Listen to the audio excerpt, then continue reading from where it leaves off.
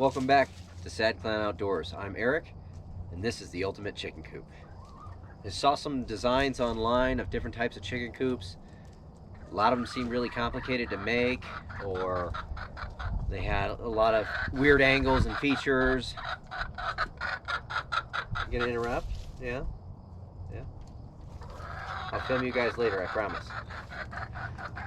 But I went for simplicity, and the easiest way I could think to do that was to make it in a rectangular shape and to make it in sizes that wood comes in. So this is a 4-foot by 8-foot long side panel. This is your standard 4 by 8 plywood sheet. It's cut at 32 inches, so each door is 32 inches. It's very simplistic to make 2 cuts and you have your doors. The frame, it's internally framed just like you would a wall of a house, a little overdone, but it's made out of 2x4 construction, and I did that because I'll never have to replace it ever. You could probably gotten away with 2x3, but hey, to each their own. I have a lot of snow load up at this altitude, so I just wanted to make sure it would hold anything and everything. I did go with a metal roofing. It'll just last, and the chickens don't care. It is the smoothest way. I also extended it out 1.5 feet up here, and that gives me shade, or if it's raining all of a sudden out here and I'm still working, I'm good. Another thing that I did was, instead of standard opening doors, which mind you is good, I'll have to replace these are kind of sacrificial over time, but I made swing up doors. I just take this latch here and here, and I just pull up on it, and I just let it go. I put hydraulic lifters so that when I lift them all up, I have full access to the entire side of the chicken coop, and I don't have to hold them up. I was originally using a rake to just hold up the wall, but this is so much easier. These are 15-pound each, which gives me about 30 pounds, 40 pounds of lift, I think, total, since they're combined. But they hold up the doors just fine. It works out very well. I have full access to everything to clean it. It has one shelf, so that when I'm sitting with this roost rail up here, you have your 18 inches to the draft. Because the one thing you want to make sure that you don't have is cross draft, cross breeze, because that will actually chill out your chickens. You need to make sure it's dry in here, and it's windproof for the most part. You do need ventilation, however. They will overheat. Chickens run around 110 degrees. They will overheat. So at the top of this, you see I have mesh. That feeds through and is ventilation all the way around the coop. So it's quite effective. But you want to make sure that they're not in that draft, which is going to blow up through that ventilation, so you got to make sure that they're low enough. And 18 inches to the roost rail, you want about 1 foot from that draft area at least. And that 18 inches on this 4-foot wall allows for that 12 inches, because it's a little extra to be, safe. I don't know, it's the way I did it. I thought it was a good plan at the time. And I have my shelf right at the height of my cleaning bucket, so it's tall enough for the chickens to go underneath very comfortably, but it's also nice for cleaning. I'll get to that in a later video. Another thing that you want to think about is cleaning. So with your roost rail, as I have it, mine can be just taken out so that I can clean the whole surface. Another thing to think about is the spacing of the rail from that back wall. The closer the chickens are to a wall, the more they're going to poop on it, and everything else is going to get nasty. So keep your spacing. I would say a good 8 inches from every wall is great. You're still going to get some stuff everywhere, so don't get too hung up on it. But make sure you have 1 foot of roost rail per bird. I put 2x4s flatways because it's better on their feet, and they can tuck under and then keep their feet warm in the winter. Flat surfaces are always better. That's what I found in my research, and these guys seem to like it a lot. And they need about 1 foot per bird on the roost bar. I'm going to add a couple more birds, so I'm going to add a shelf in here with an extra roost bar. I may make a video of it later. But yeah, that's the way to go. So here I have your standard 13-inch by 13-inch milk crate. And that, I put my nesting material in. I just use the little pads that you can get at Tractor Supply, or sometimes they're made out of hemp, whatever works. And you just have little spots for your chickens. And I went with a 13 by 13 inch because if you have a bigger bird like Orpingtons or English Orpingtons, you'll want something bigger, and I didn't want to have to be worried about what kind of breed of bird that I felt like picking up. So I can use anything. I've got 3 of them stacked in here. I just grab the first one, second one, reach in there, grab the third one if I need to. They're easy to clean, they're easy to hose out, they're made of plastic, it's very efficient, very easy to replace. I saw a lot of the models that have the swinging doors that you open up to get the chicken eggs out. A lot of people are having problems with rain sealing though, and you know, with any sort of shelf that's coming off a wall, that rain seal is going to be a little difficult, especially because you're lifting it up and down, so whatever you're putting there has to be flexible. I decided I don't really care about that. I can just reach in and grab my eggs, and it's a lot more effective. Next thing I want to talk about is these doors. I have these 1x2s to make it a little more rigid because they're not framed.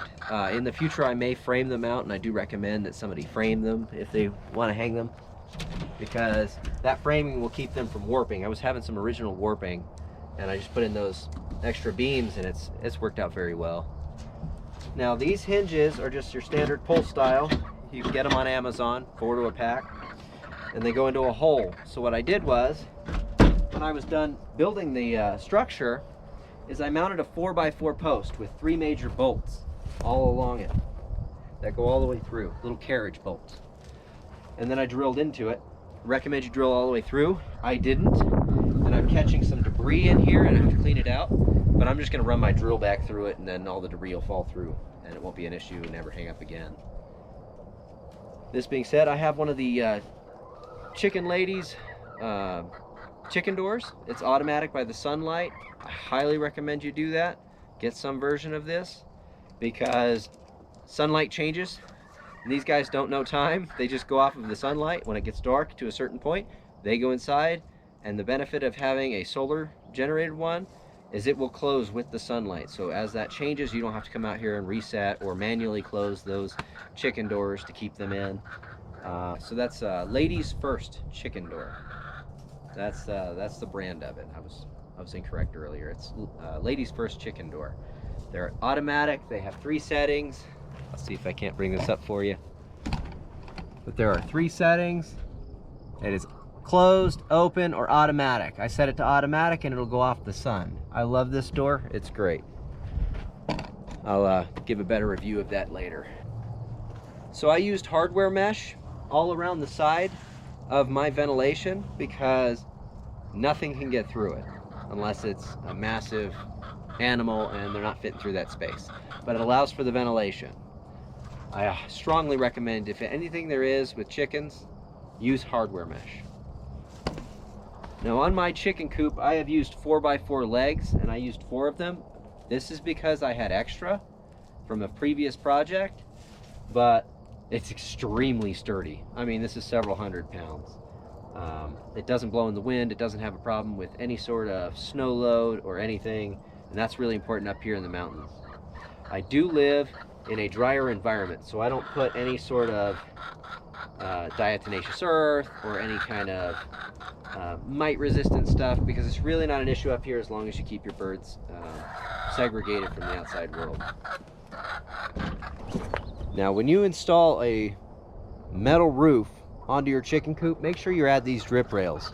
They're in the same section in the home hardware store, but it'll take that water and it'll just drip it away from the wood siding. And make sure you paint it even though it is pressure treated. Use exterior grade if you can, but if it is pressure treated, still paint it. It helps out a lot. Another thing I do is I take all of my shavings and chicken manure, my grass clippings, and I just throw it all in a compost pile, because I plan on having a garden here later, and that build I'll explain to you guys as I do it. But for now, I've just got the compost started. It's running around 80 degrees. It'll get around 115, 120 in the middle of the day, which for me is fine. I also don't need this stuff for probably another year. But it's really great manure, so If you have chickens, compost it. So the legs on this are 2 feet tall, so it sits off the ground. I have room to store buckets and everything else underneath it. Keep them out of the elements if I want. It is 4 foot by 8 foot, and this frame here is 9 feet by 10, just to give it a little overlap in the front and rear, and that allows for a good setup. The roof is not done with joists and all this craziness. It's just a 2x4 frame with 2x4s every 16 inches, I think it is. And I got like 2 here, 1 here, 2 there, just to run the length of it. And it sits along the back framed 2x4.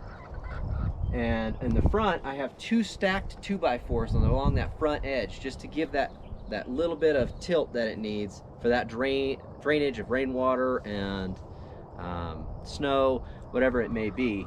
So you're slanting it, and this is the uphill direction, and I'm allowing this to lean a little bit backward to just give myself a lot of extra snow load capability.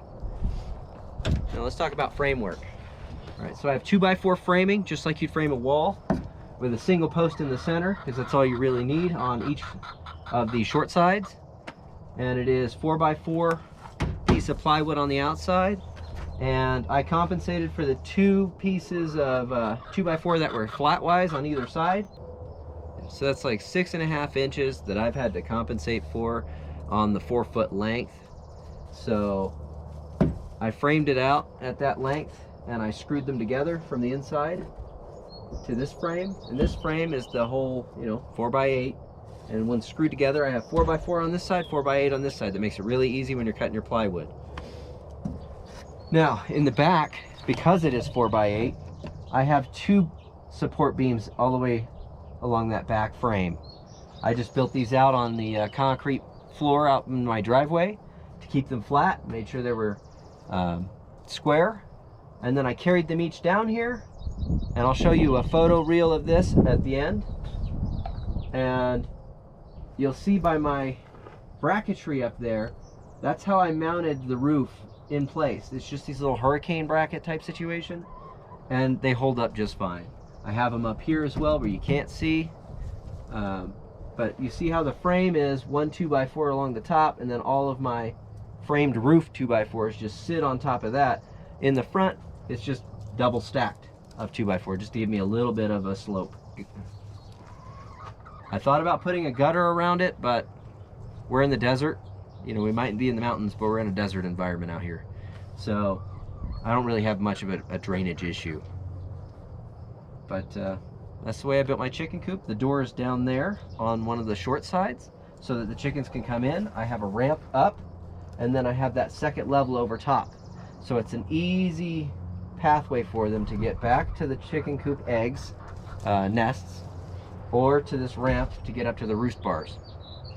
So just gives you space, gives you a concept. I tend to do more of a deep litter method. I just changed it out recently. But in the winter, you want to leave your deep litter in there because it'll heat up the coop and keep it warmer in there.